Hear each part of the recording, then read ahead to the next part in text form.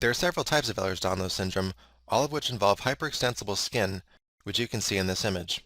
The most common type is also known for having hypermobile joints, which you can see here.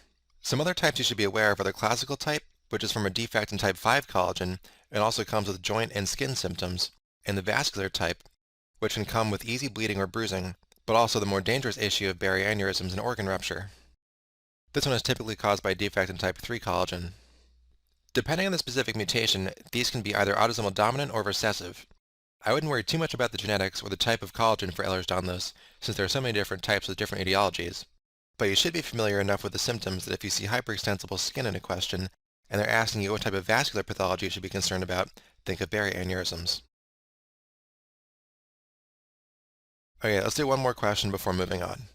So, a 53-year-old man presents to a clinic for the first time. He has not seen a doctor in years until a few months ago, when he presented to the emergency department with severe headaches and underwent life-saving brain surgery.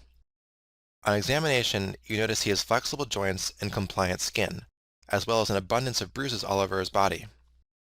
When asked, he says these things run in the family, but have never caused him any problem. What defect is most likely contributing to this patient's disease process? So again, you can go ahead and pause the video if you want to think about this.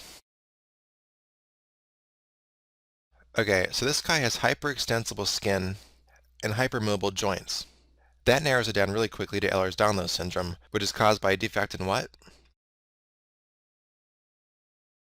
Well, that's actually a tricky one because there's a lot of different types of Ehlers-Danlos caused by defects in different types of collagen. So now we need another clue from the question, which is his life-saving brain surgery. Why would someone with Ehlers-Danlos need brain surgery to save their life? A barrier aneurysm, which you're going to see in the vascular type, and this is caused by a defect in collagen type 3.